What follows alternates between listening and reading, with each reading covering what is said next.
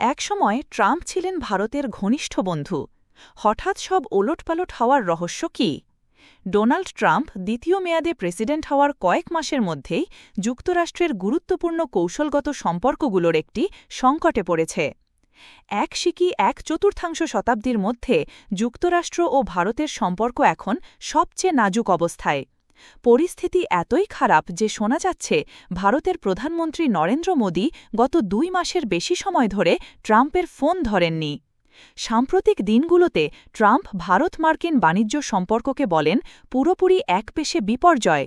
এমনকি বছর আরও পরের দিকে কোয়াড সম্মেলনে ভারত, যুক্তরাষ্ট্র, অস্ট্রেলিয়া ও জাপানের জোট যোগ দিতে ভারত সফরের পরিকল্পনাও তিনি বাতিল করেছেন বলে খবর এসেছে।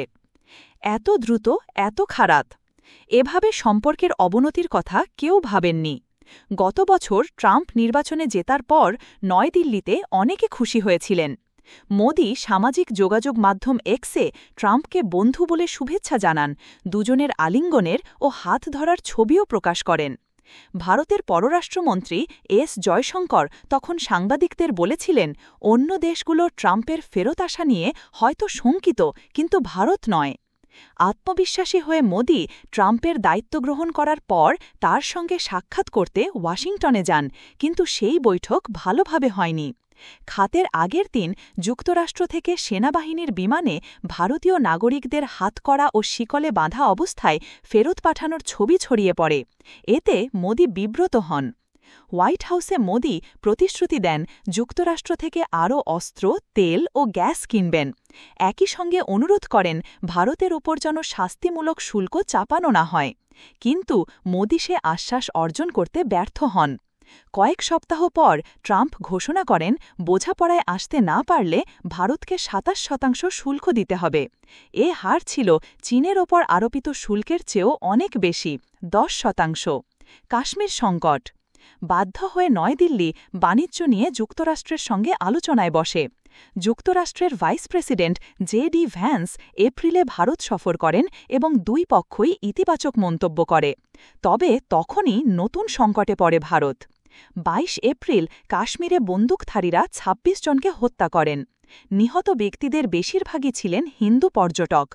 এতে ভারত পাকিস্তানের পুরনো সংঘাতপ্রবণ এ অঞ্চল আবার উত্তপ্ত হয়ে ওঠে। মোদি সরকার ঘোষণা দেয় আগের মতো এবারও শক্ত হাতে জবাব দেওয়া হবে।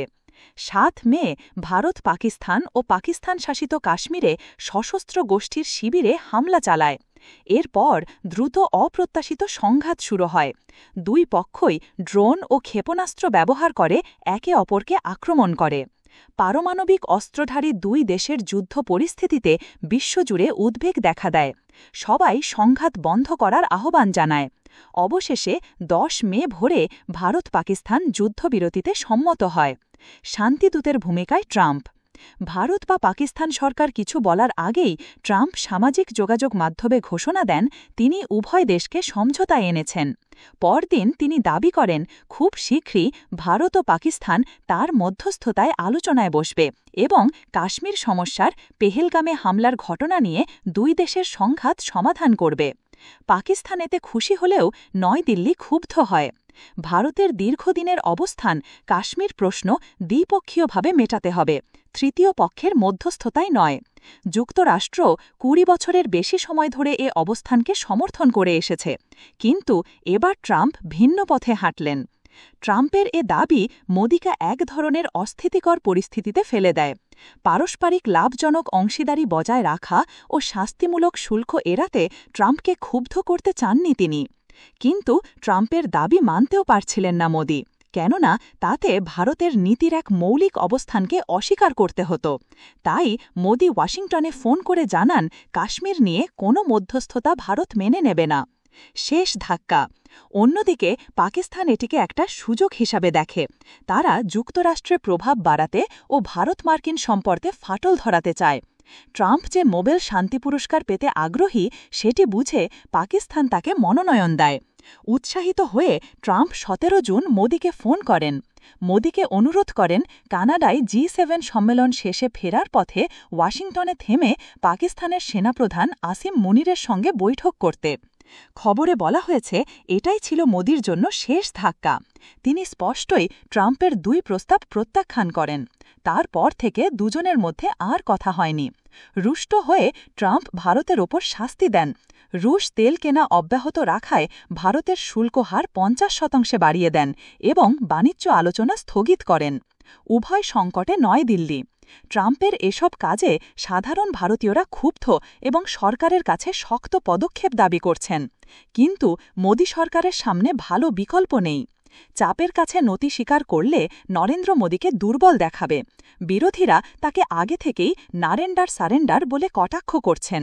অথচ ভারতের বাজার, বিনিয়োগ, প্রযুক্তি, অস্ত্র ও ডিপ্লোম্যাটিক সমর্থন পাওয়ার ক্ষেত্রে যুক্তরাষ্ট্র ছাড়া বড় শক্তিশালী দেশ নেই।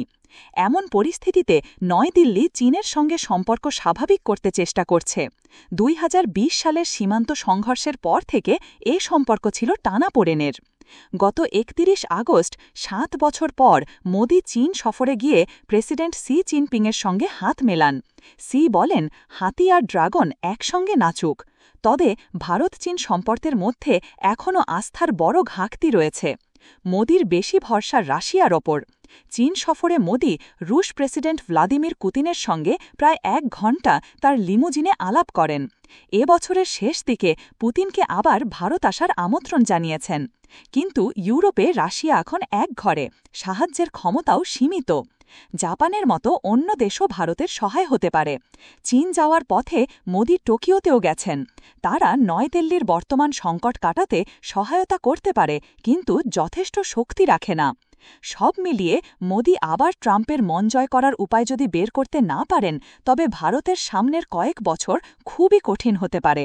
গ্রন্থনা অধ্যাপক মহিষিন আলী, অধ্যাপক ও প্রকাশক, মুজিবনগর খবর.com, মেহেরপুর।